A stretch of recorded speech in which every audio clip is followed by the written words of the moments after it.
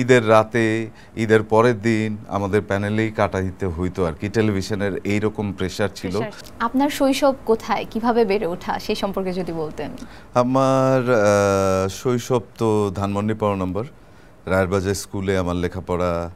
তারপরে আসলে স্কুলের পরে কলেজে ভর্তি হওয়ার আগেই আমি থিয়েটারে ইনভলভড হই ১৯৯৪ সালের দিকে। হ্যাঁ, প্রবাবলি ১৯৯৪ সালে। আমি ইন্টারেস্টিং ছিল বিষয়টা। তো ম্যাট্রিক পরীক্ষার পরে আমি আমার এক বন্ধুকে বললাম যে আমার তো থিয়েটার করতে খুব ইচ্ছা।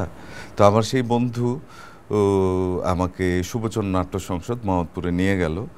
তো ও বোধহয় ওই থিয়েটারের সাথে সম্পৃক্ত ছিল। যেদিন আমাকে নিয়ে যায় তারপরে একদিন অথবা ২ দিন ও ওইখানে গেছিল। এরপরে আর ওর থিয়েটারের সাথে কোনো সম্পৃক্ততা ছিল না। তো এখন মাঝে মধ্যে রাস্তাঘাটে দেখা হলে ও আমাকে রিকোয়েস্ট করে, বন্ধু আমি একটু শুটিং টুটিং দেখতে চাই। আমি কি আশ্চর্য, তুই তো আমাকে নিয়ে গেলি।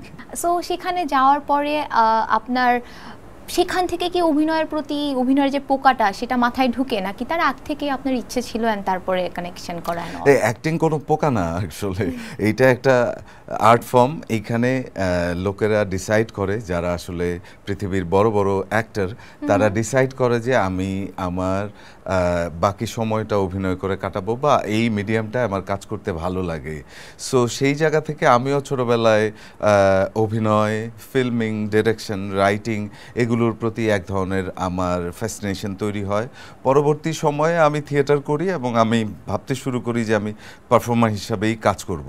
কিন্তু আমাদের এখানে যখন ২১শে টেলিভিশন এবং পরবর্তীতে আজকে বোধহয় ৪০-৫০টা টেলিভিশন, প্রয়োজন হচ্ছে বেশি টেলিভিশন, আমি একটা টেলিভিশনে বসে কথা বলতেছি, তো এক্সিস্ট করে, তখন আমাদের অনেক ম্যান পাওয়ার ডেভেলপ করার দরকার ছিল রাইটিং, ডিরেকশন এবং অ্যাক্টিংয়ে।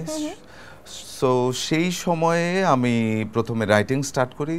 দেন আমার প্রথম রাইটিং করা যে আমার স্ক্রিপ্ট, সেটাই আমাকে ডিরেক্ট করতে হয়। তারপরে আসলে কিভাবে মানে লাস্ট 20 ইয়ার্স আমি আসলে টেলিভিশনে অনেক শত শত নাটক প্রডিউস করেছি, সেটা আসলে বুঝতে পারিনি। টানা ওই সময়টার মধ্যে মানে শুটিং শেষ করে আমাদের এরকমও সময় গেছে, এখন হয়তো আমি একটু ঈদ করতে পারি। বেশিরভাগ সময় ঈদের রাতে, ঈদের পরের দিন আমাদের প্যানেলেই কাটাইতে হইতো আর কি। টেলিভিশনের এইরকম প্রেশার ছিল, কারণ আমাদেরকে একটা ঈদে দেখা গেল যে 10টা ফিকশন করতে হয়েছে।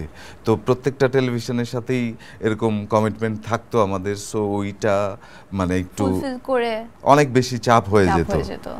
আচ্ছা, আপনি বলছিলেন যে আপনার রাইটিংয়ে আপনার পরিচালনা করা হয়েছে, আপনার প্রথম কাজ যেটা, আমরা শুনেছি সেই কাজটা অন্য পরিচালকের করার কথা ছিল, কিন্তু পরে তার বদলে আপনি করেছেন। এই গল্পটা যদি একটু বলতেন। এইটা হয় কি যে পরিস্থিতি অনুযায়ী আসলে প্রত্যেকটা মানুষের যেই ফোকাস, যেই স্বপ্ন, গোল, সে তার সেই জায়গায় যদি খুব শক্তপোক্তভাবে তার সেই নিশানাটা ঠিক রাখে, সেখানে পৌঁছানো তার জন্য খুব কঠিন কিছু না। সো সামহাও আমার ইনসাইড আমার এক ধরনের ডিরেক্ট করার আমার যেই ক্যাপাসিটি আমি নিজের মতো করে তৈরি করছিলাম, এবং আমি আসলে এরকম একটা অপরচুনিটি হান্ট করছিলাম। তো সেইটা আসলে নেচার ক্রিয়েট করে দেয় যে আফটার মাই ফার্স্ট স্ক্রিপ্ট আসলে আমাকেই ডিরেক্ট করতে হয়।